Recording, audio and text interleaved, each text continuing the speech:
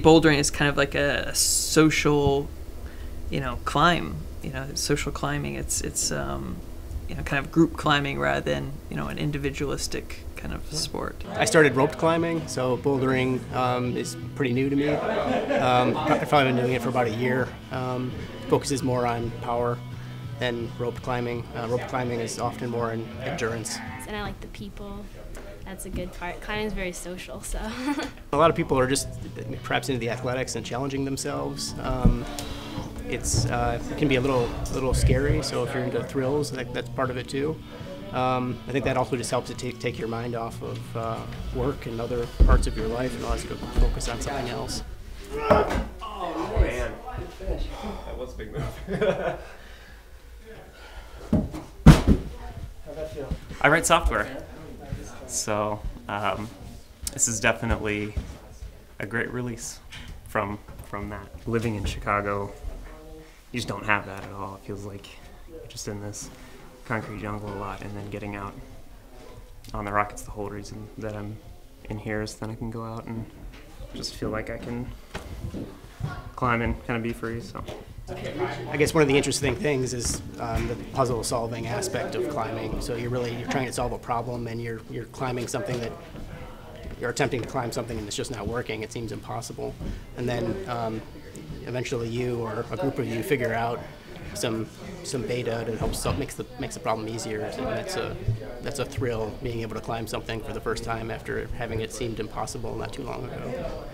I played sports in high school, but I play ultimate frisbee now. But I mean, that's not too much.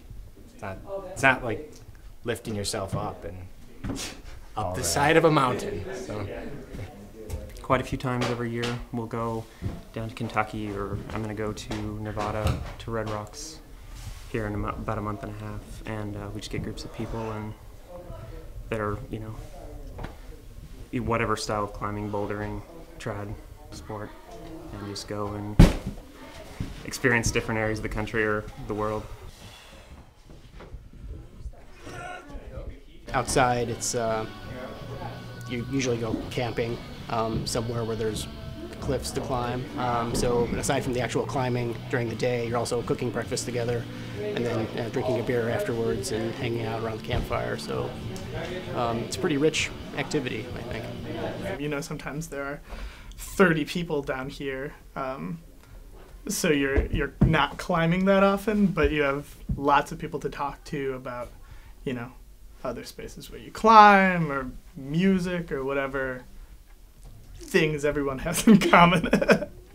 It's weird because there's definitely the idea of a very typical, climber when you go out, maybe a little earthy or something like that. But even amongst ourselves, we're all very, very diverse. I guess it tends to be a male-dominated sport a little bit, but women are definitely getting stronger and pushing boundaries.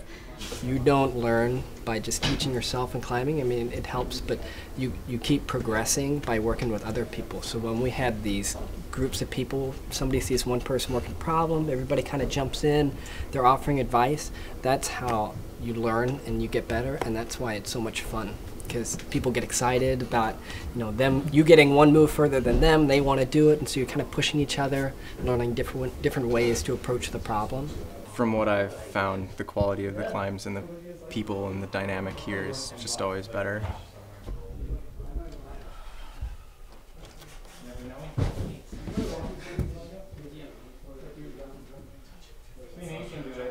You get to that point where you finally get to the top of the one that you've been working on for a long time, but then you already have like 5 or 6 other projects lined up, so it's fun, but it's a constant thing too.